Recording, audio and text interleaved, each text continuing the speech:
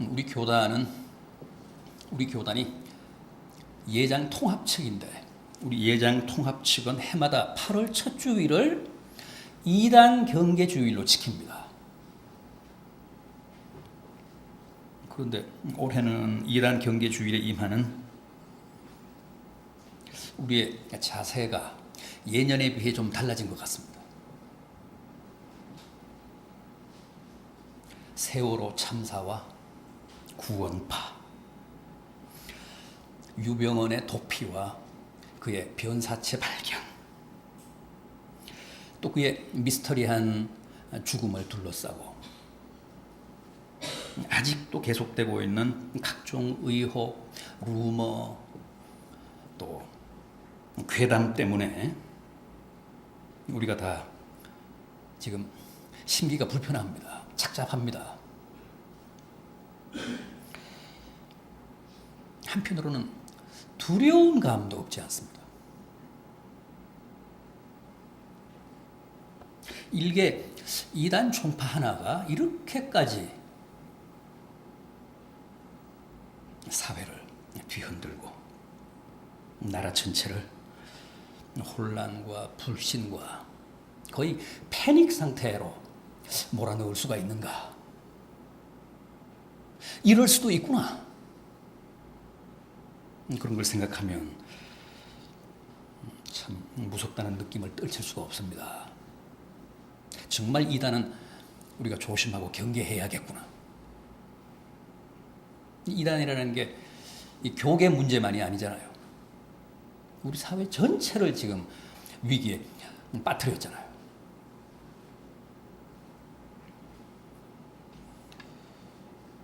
구원파의 원조는 이제 권신찬인데, 권신찬은 경북 칠곡 사람입니다. 원래는 우리 교단 목사였습니다.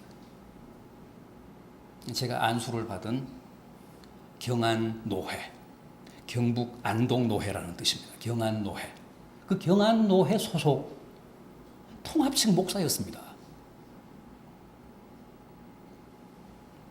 그런데 1960년에 네덜란드 선교사인 케이스 글래스와 미국 선교사인 딕 욕이라는 사람이 대구에서 성경 공부를 이제 오픈을 했는데, 성경 공부 모임을 열었는데, 이 사람이 거기에 참석하면서 맛이 갔습니다.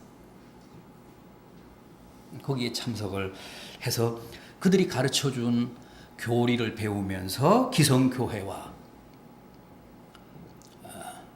맞서면서 충돌을 빚었습니다. 갈등을 빚었습니다. 그래서 결국은 경안노회에서 제명이 되고, 또 우리 예장 통합 총회로부터 이단으로 규정이 됩니다.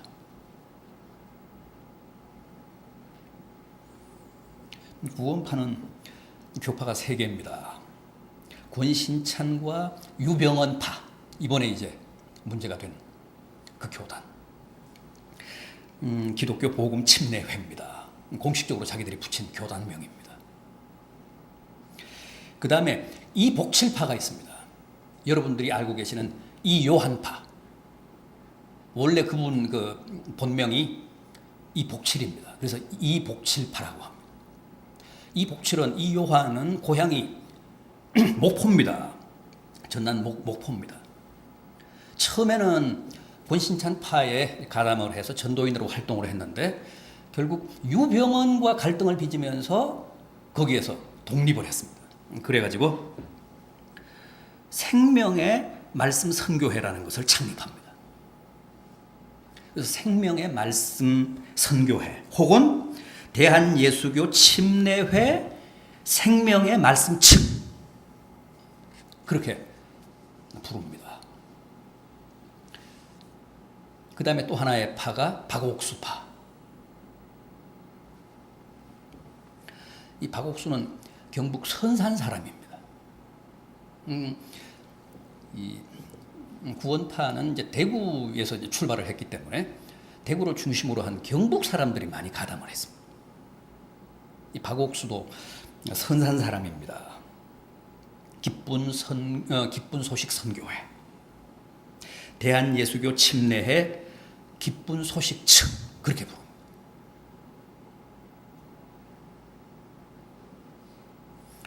박옥수 파도 활동이 많습니다. 1986년 이후에 죄사함 거듭남의 비밀이라고 하는 주제로 매년 대규모 성경 공부 집회를 열죠. 체육관 같은 데서.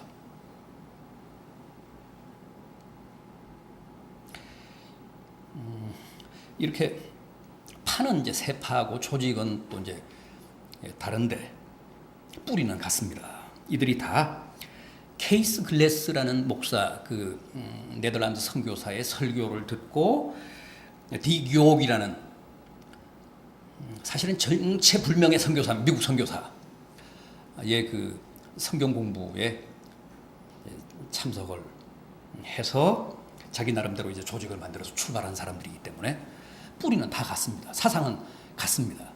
이 사람들이 주장하는 그 교리는 다 똑같습니다.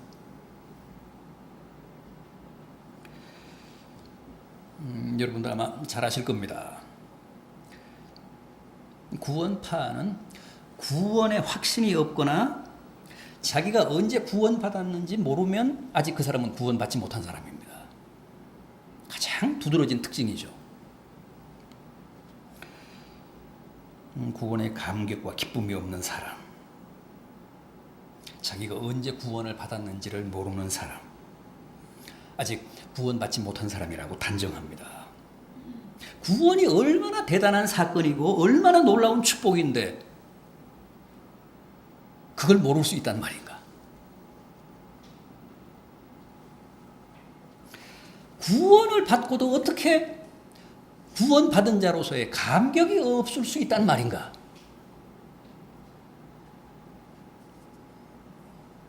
따라서 아직 구원을 못 받았기 때문에 확신이 없고 아직 구원을 받은 적이 없기 때문에 구원받은 시점을 알지 못하고 구원의 은혜를 체험하지 못했기 때문에 구원의 참 기쁨과 감격이 없다는 겁니다.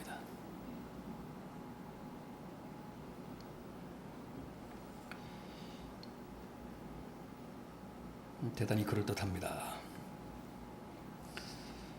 여기 다 걸리잖아요. 여기 안 걸리는 사람이 있습니까? 그래서 멀쩡한 신자들이 다 그리로 넘어갔습니다. 기성교회 신자들이. 자기 구원받은 날짜 모르잖아요. 자기 구원받은 시간 모르잖아요. 우린 좋을 줄 알았지 그 구원의 감격으로 방방 뜨지 못하잖아요. 구원이 얼마나 대단한 사건인데 어떻게 구원의 감격이 없을 수 있습니까? 여러분 태어난 날짜는 다 기억하면서 어떻게 영적으로 거듭난 날은 모릅니까? 말이 안 되잖아요. 그러니까 그게 구원 못 받았다는 증거입니다. 구원 받고 싶은 사람은 오십시오. 그러니까 눈썹을 휘날리며 한때 많은 분들이 다투어 그리로 갔습니다. 구원파 신자들은 다 수평이동한 사람들입니다. 자연인은 없습니다. 다 믿는 사람들이 그리로 갔습니다. 구원 못 받았다고 하니까. 구원 받기 위해서 열심히 있는 사람들이 주로 많이 그리로 갔습니다.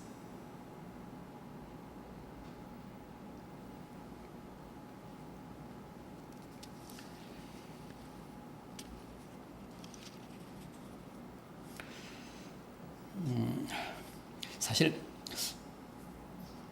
우리가 태어난 날은 우리가 모르죠.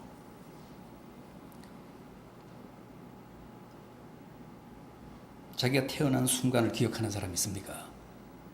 남이 얘기해 주기 때문에 아는 거죠. 부모가 얘기해 주니까 이제 내가 몇 년 몇 월 며칠 혹은 몇 시에 태어났구나. 자기가 태어난 순간을 기억하는 사람은 아무도 없습니다.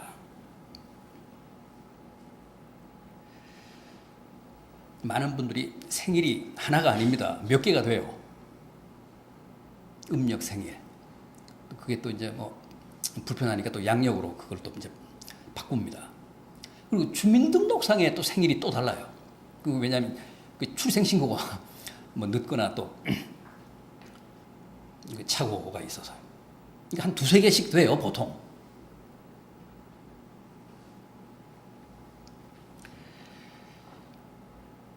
영적으로 거듭나는 사건도 마찬가지입니다. 대부분은 자기가 언제 구원받았는지 모릅니다.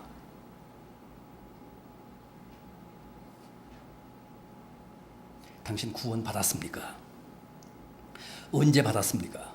몇 년, 몇 월, 며칠, 몇 시에 받았습니까? 구원파는 그렇게 묻잖아요. 그렇게 접근을 합니다. 그래서 다 걸립니다. 제가 장신대에 있을 때 학생이 감히 교수한테 교수님 구원 받았습니까? 언제 받았습니까? 아니 받았다고. 언제 받았습니까? 그게 몇 년입니까? 몇 월입니까? 몇 시입니까? 아니, 사주 볼 때는 시간이 필요하지 무슨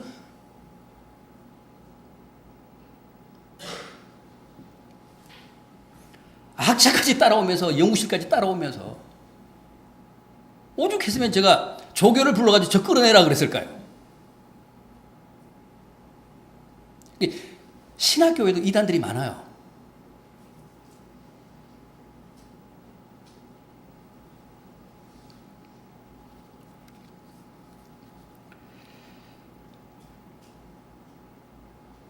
어쨌든 내가 생일은 모르지만 태어난 것은 사실이고 지금 존재하고 있는 것은 현실이잖아요.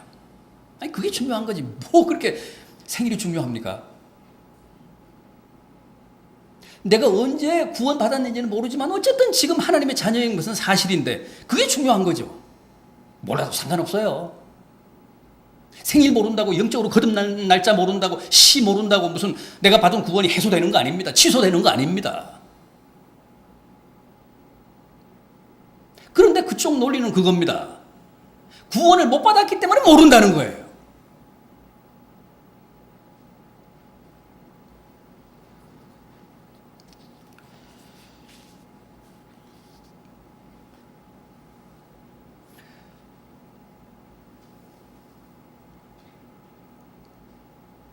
확신이라는 것도 그렇잖아요. 구원의 확신, 아니 뭐 확신이 없는 것보다 있는 게 좋죠. 확신이 있으면 뭐 흔들림이 없고 여러모로 편리하고 좋습니다.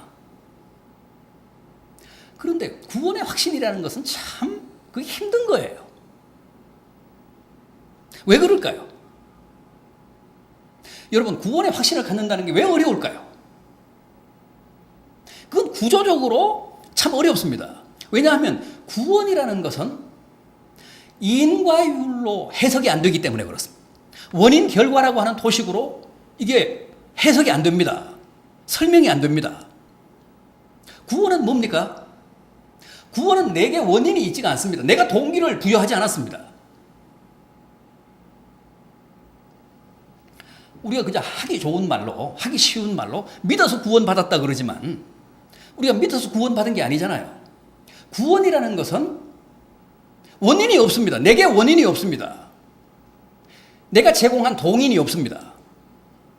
내가 힘쓰고 애써서 내가 뭐 노력해서 얻은 결과라고 하면 그건 이제 확실한데 뭐 그 점에 대해서는 내가 확신을 가질 수 있는데 내가 뭔가 한 게 없기 때문에 구원이라는 것은 100% 120% 하나님의 은혜라고 했습니다. 하나님의 선물이라고 했습니다. 하나님의 일방적인 주권행위라고 했습니다. 도대체 하나님이 왜 나를 택했을까? 왜 하나님이 나를 구원해 주셨을까? 하고 많은 사람 중에 왜 하나님이 나를 택하사 당신의 자녀로 삼아 주셨을까? 이게 신비입니다. 수수께끼입니다. 영원한 비밀입니다. 내가 한 게 없습니다. 내가 한 게 있다면 못된 짓밖에 한 게 없습니다.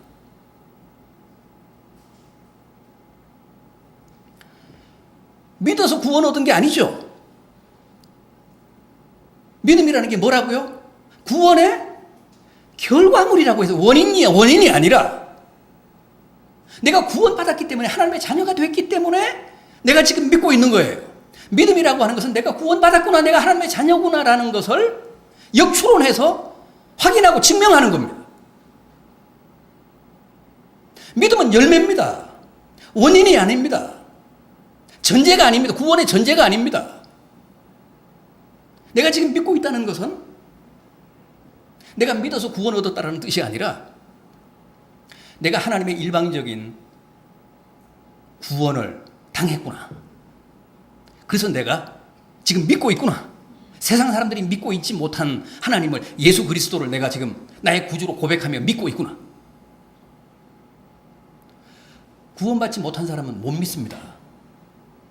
하나님의 택함을 입지 않은 사람은 못 믿습니다.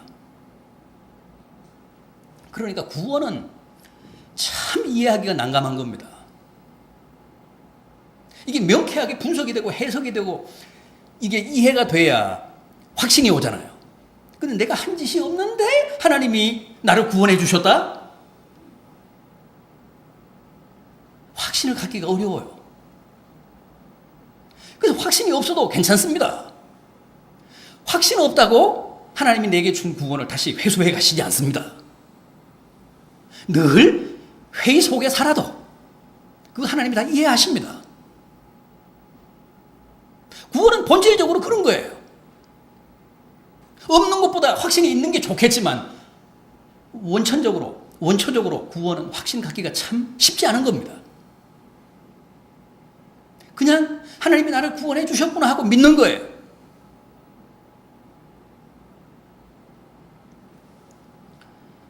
그래서 참 구원에 대해서는 감사하기도 쉽지 않아요. 충분히 이게 확신이 돼야 내 자신도 모르게 막 흥분하며 감사하며 감격하며 이제 그런 건데, 기본적으로 회의가 깔려 있기 때문에 왜 하나님이 나를 구원해 주셨을까? 내가 한 짓이 없는데.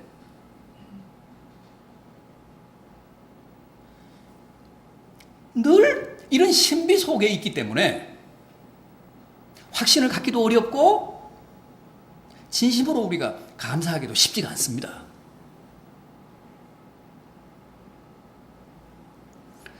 그런데 이제 구원파에서는 감격이 없거나 기쁨이 없거나 확신이 없으면 그 사람은 아직 구원받지 못한 사람이다.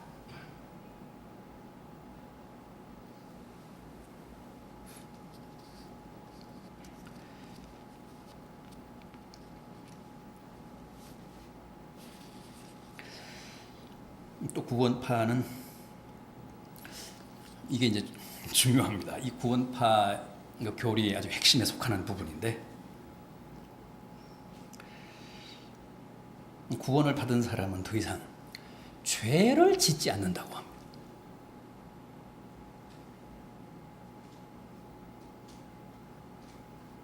만약 구원받은 사람이 다시 죄를 짓는다면 그 사람은 자기가 구원받았다고 착각하고 있는 사람일 뿐이지 실제로는 구원을 못 받은 사람이라고 합니다.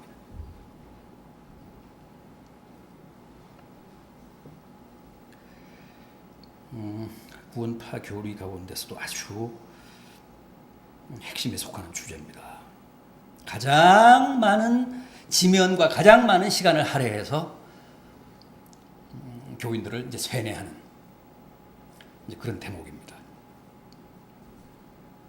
도대체 구원파는 어째서 이런 주장을 하는 것일까? 어디에 근거해서 이런 교리를 가르치는 것일까? 전파하는 것일까? 우리가 자연인으로 살 때는 죄의 종이죠. 우리가 예수를 믿기 전에 자연인으로 살 때는 쉽게 말해서 죄의 종입니다. 세상의 종입니다. 마귀의 종입니다. 마귀의 하수인들입니다. 마귀가 시키는 대로 살잖아요.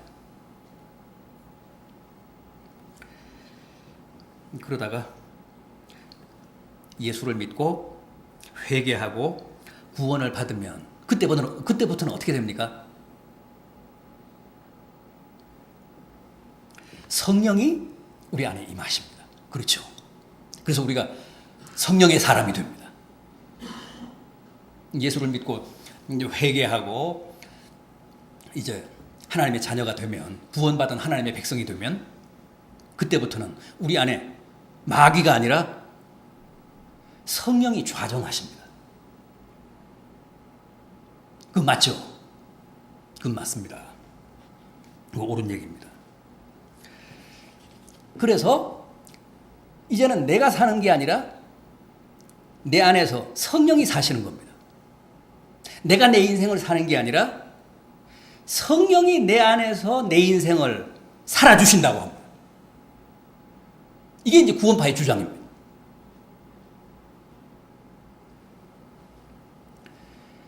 그러니까 죄를 지을 수가 없습니다.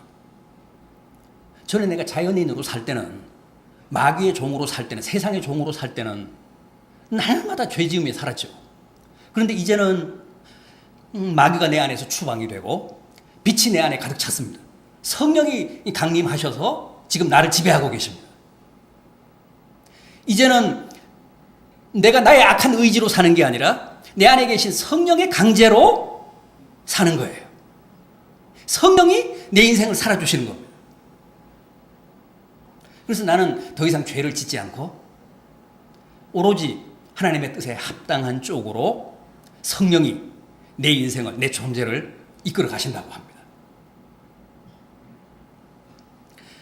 그래서 거듭난 사람은, 성령이 그 안에 계시는 성령의 사람들은 죄를 지지 않는다고 합니다.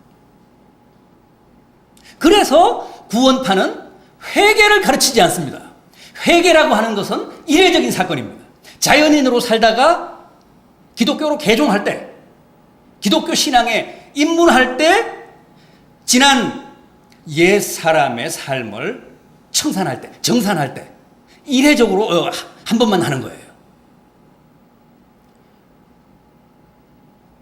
기독교 신자가 되고 구원받은 하나님의 백성이 되면 더 이상 회개는 필요 없어집니다. 불필요해집니다. 왜? 죄를 짓지 않으니까. 만약에 구원받았다 그러면서도 여전히 회개하는 사람이 있다면 그 사람은 아직 구원 못 받은 사람입니다. 왜? 계속 죄를 짓고 있으니까. 죄를 짓고 있다는 얘기는 그 안에 아직 성령이 안 계신다는 뜻이니까. 여전히 나의 악한 의지로 살고 있다는 뜻이니까. 회개를 하면 그 사람은 구원 못 받은 사람입니다. 회개를 안 해야 돼. 그래야 온전히 성령의 지배를 받고 있는 성령의 사람입니다. 이게 이제 구원파의 가장 중요한 핵심 교리인데 어떻습니까? 맞습니까?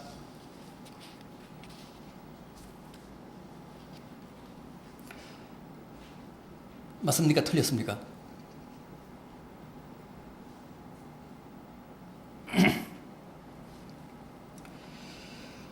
잘 아시는 대로 바울은 주후 약 34년에 회개를 했습니다.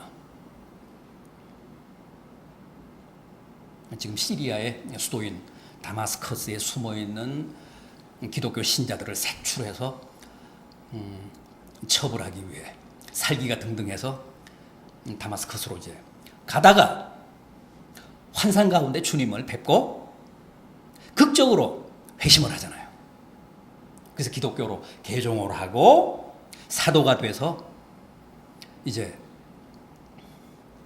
동분서주 소아시아 지방을 몇 차례 순회하면서 전도 여행을 했습니다. 그러니까 34년, 약 34년에 개종을 하고 이 로마서를 57년에 썼습니다. 이 로마서를. 전도 여행을 하다가 제3차 전도 여행을 하다가 고린도에 한 3년간 머물러 있었는데 그때 쓴 겁니다. 그러니까 주 57년에 썼습니다. 개종하고 한 2, 3년이 지나서 이제 이 로마서를 쓴 겁니다. 그런데 문제는 개종을 하고 구원을 받고 사도가 된 지 20년도 더 된 시점인데 그때까지도 계속 죄 때문에 괴로워했습니다.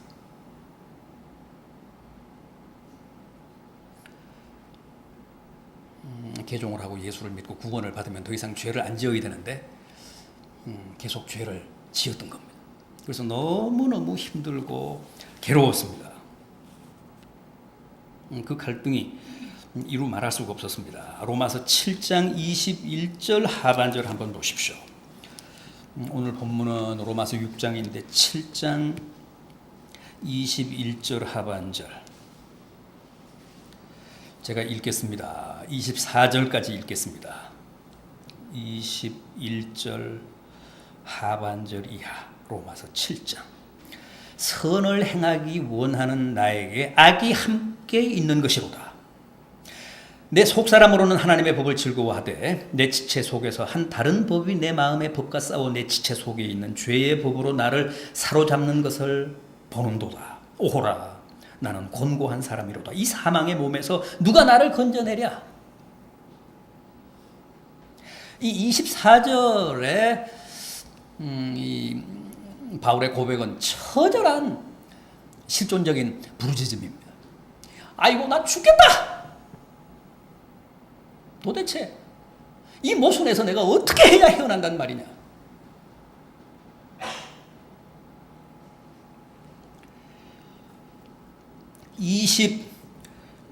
(25절) 하반절도 보십시오. 25절 하반절, 7장 마지막 절인 25절 하반절. 내 자신이 마음으로는 하나님의 법을, 육신으로는 죄의 법을 섬기노라. 바울의 이런 고백은 오늘 그대로 우리의 고백이잖아요. 우리의 갈등이고 우리의 고뇌고 우리의 고백입니다. 마음으로는 하나님의 법을 따르면서 죄를 짓지 말아야지 그러는데 결국 몸은 항상 죄를 짓고 자빠졌습니다. 그리고 항상 우리 속에는 두 가지 마음이 있잖아요. 하나님의 법을 따르고자 하는 선한 마음과 자꾸만 세상 쪽을 쫓고자 하는 그 악한 마음이 항상 부대끼입니다. 그런데 항상 선한 마음이 악한 마음에 지죠. 그래서 우리가 죄악에 빠집니다. 바울이 그랬다는 거예요. 위대한 바울이. 기독교 2000년사에 바울보다 더 위대한 사람은 없습니다. 예수님 다음입니다. 그런 바울이 사도된 지 20년도 넘었는데 아직도 이렇게 힘들어하고 이렇게 괴로워하고 있습니다. 도대체 이 모순을 어떻게 해결할 수 있단 말이냐?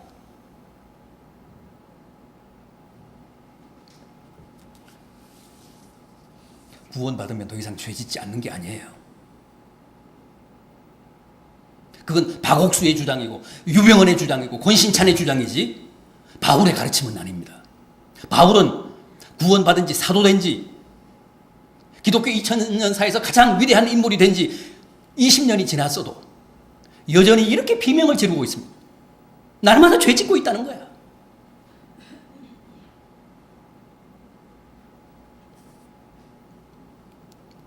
예수 믿는다고 당장에 우리가 천사 되는 거 아닙니다. 예수 믿는다고 구원받았다고 당장에 우리가 성자 되는 게 아닙니다. 사실 겉으로는 하나도 달라지는 게 없습니다. 그렇잖아요. 물론 정체성은 구원받는 순간 달라집니다. 우리의 소속은 달라지는 게 맞습니다. 어제까지만 해도 우리가 마귀의 종이었는데, 세상의 종이었는데 이제는 하나님의 종이 됐습니다. 예수 그리스도의 아들이 됐습니다. 자녀가 됐습니다. 전에는 세상 나라에 속했는데 이제는 하나님 나라의 백성이 됐습니다. 소속이 달라졌어요. 정체성이 달라졌습니다. 그러나 우리의 삶은 달라진 게 없습니다. 어제도 죄 지었고 오늘도 구원받은 이후인데 여전히 죄 짓고 있습니다. 물론 그 죄의 성격은 달라진 게 맞습니다. 전에는 마귀가 시켜서 죄를 지었지만 지금은 뭐라고요? 지금은 탄력 때문에, 가속도 때문에, 관성의 법칙 때문에, 옛 사람의 그 습성 때문에 죄를 짓는 거니까 죄의 성격은 달라졌지만 어쨌든 죄는 죄입니다.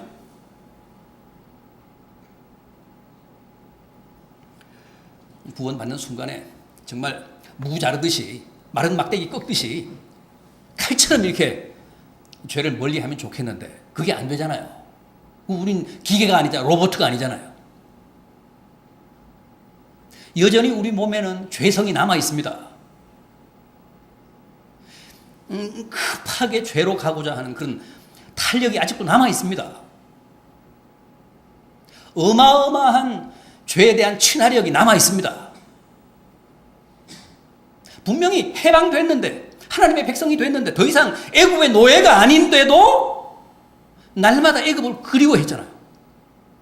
날마다 뒤돌아봤잖아요. 날마다 사람들 그 선동하고 작당해서 애굽으로 돌아가자 그랬잖아요.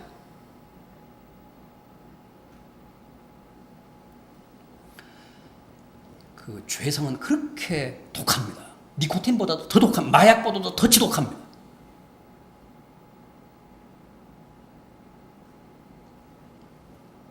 그래서 우리가 여전히 죄를 짓습니다. 겉으로는 달라진 게 없습니다. 그러나 정체성은 분명히 달라졌다. 소속은 달라졌다는, 운명은 달라졌다는 거죠.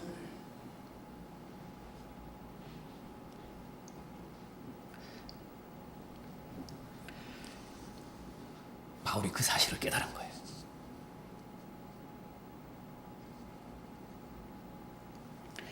칠 장 마지막 절까지 이렇게 힘들어하고 괴로워했는데 8장 1절에 가서 놀라운 사실을 깨닫잖아요. 그게 뭡니까? 이제는 그리스도 예수 안에 있으면 정죄함이 없다. 죄를 더 이상 안 짓는 게 아니라 죄를 짓지만 단죄를 받지 않는다. 정죄함이 없다. 죄는 짓지만 그 죄책은 하나님이 묻지 않는다는 거야. 죄에 대한 책임은 묻지 않는다는 거죠. 그 사실을 깨닫고 자유하게 된 거예요. 아, 그렇구나.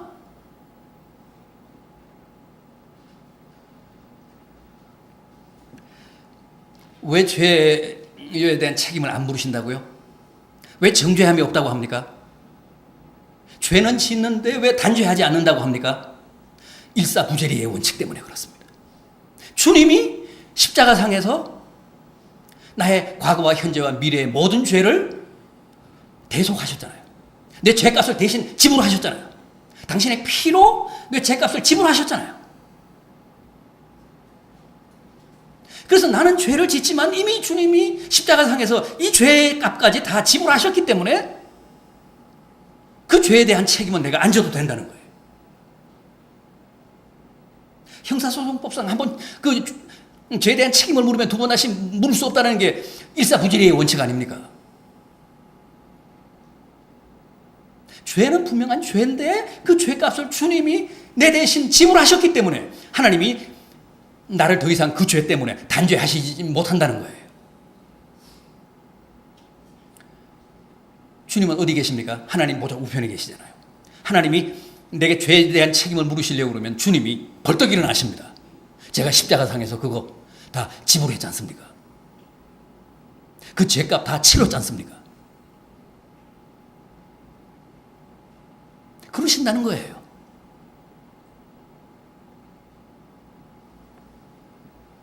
이 사실을 로마서 8장 1절에 와서 바울이 깨달은 겁니다. 그러니까 바울의 주장과 구원파의 주장은 다릅니다. 구원파는 아예 구원받으면 죄를 안 짓는다는 것이고 바울은 여전히 죄를 짓는다는 거예요. 사도가 된 지 20년이 넘도록 죄를 짓고 있다는 거예요. 그러나 주님이 그 죄값을 대신 십자가상에서 지불하셨기 때문에 하나님이 더 이상 나를 정죄하시지 못한다는 사실을 깨달은 거예요.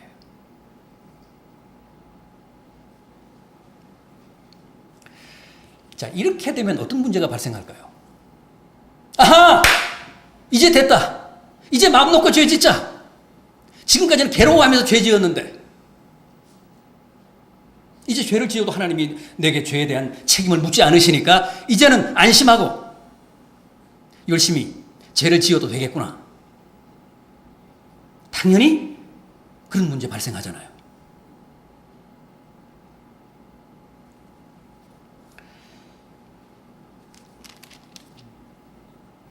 이 문제에 대해 바울이 어떻게 대답했습니까? 6장 1절을 보십시오. 우리가 무슨 말을 하리요? 은혜를 더하게 하려고 죄에 거하겠느냐? 6장 2절 상반절을 그럴 수 없느니라.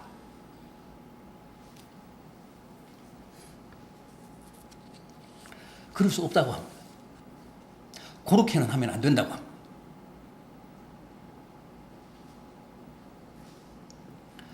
왜 그럴까요?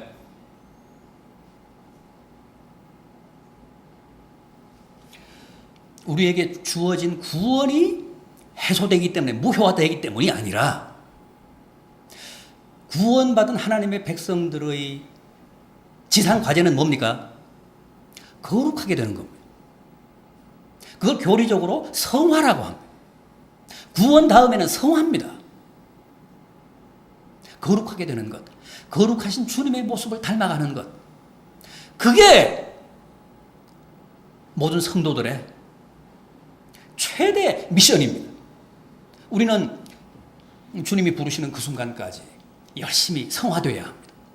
거룩한 모습으로 변해가야 합니다. 주님의 거룩한 모습을 닮아가야 합니다. 그래야 훗날 거룩한 나라인 천국에 가서 아무런 문화적인 충격 없이, 이질감 없이 잘 적응하며 살 수 있기 때문입니다. 만약에 성화가 되지 않고 주님 앞에 가면 어떻게 될까요? 부끄러워서 감히 고개를 못 들게 됩니다. 최대한 주님이 주신 이 기간 동안 열심히 우리는 거룩해져야 돼. 그래야 부끄러움 없이 천국 가서 주님 뵐 수 있습니다. 천국은 거룩한 나라잖아요. 하나님 아버지가 거룩하시고, 주님이 거룩하시고, 성령이 거룩한 영이시고, 천국에 있는 성도들은 다 흰옷을 입었다고 했잖아요. 그게 무슨 뜻입니까? 거룩하다는 거예요.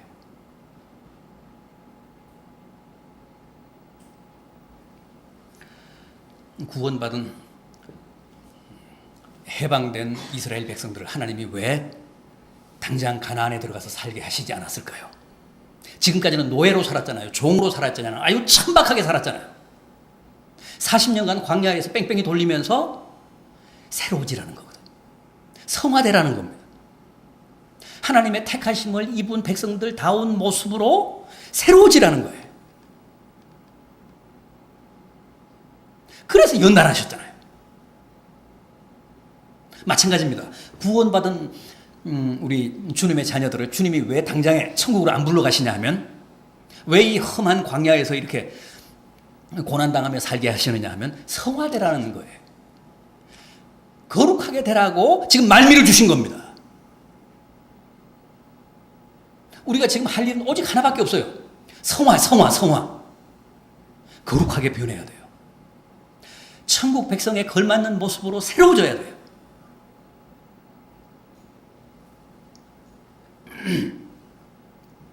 그래서 죄를 멀리해야 되고, 죄를 지으면 반성하고 회개해야 돼요. 구원받은 하나님의 자녀들도 죄 짓습니다. 죄를 안 짓는다는 것은 구원파들의 잘못된 가르침입니다. 거짓입니다. 믿는 사람도 죄를 짓습니다. 죄를 짓기 때문에 반드시 회개도 필요합니다. 구원파들은 죄를 안 지으니까 회개가 필요 없지만 우리에게는 여전히 회개가 필요합니다. 주님이 뭐라고 하셨습니까? 전신을 씻은 자에게는 다시 전신을 씻을 필요는 없지만 손발은 씻어야 한다. 우리가 샤워를 해도 또 바깥에 나가서 활동하면 손발에 먼지가 묻잖아요. 집에 돌아와서는 최소한 발과 손은 씻어야 되잖아요. 그때 회개해야 합니다. 손발에 묻은 먼지를 씻어야 합니다. 그래서 늘 거룩한 모습으로 우리를 관리해야 합니다. 물론 성령이 계십니다. 성령이 우리 안에 계십니다. 여러분, 구원파는 성령이 내 안에 계시면서 주권적으로 내 삶을 성령이 대신 살아주신다. 그래서 우리는 죄를 짓지 않는다고 주장을 하지만 그건 잘못된 겁니다. 구원은 하나님의 은혜입니다. 구원은 하나님의 주권 행사입니다. 구원은 일방적으로 하나님이 우리에게 베푸십니다. 그래서 우리가 다 구원을 당한 사람들입니다. 그러나 성화는 아닙니다. 성화는 그 주체가 우리입니다. 우리가 노력해야 돼. 우리가 희생해야 합니다. 우리가 땀 흘리면서 성화를 일으켜야 합니다. 내 안에 계신 성령은 나를 격려할 뿐입니다. 내게 힘을 실어주실 뿐입니다. 나로 하여금 깨닫게 하시고, 나로 하여금 희생하게 하시고, 나로 하여금 기도하게 하시고, 나로 하여금 주님의 뜻에 복종하도록 나를 격려하실 뿐이지, 내 삶을 대신 살아주지는 않습니다. 그런데 항상 우리가 어떻게 합니까? 그 성령의 계시를 내가 짓눌러 버립니다. 성령의 계시를 내가 무시해 버립니다.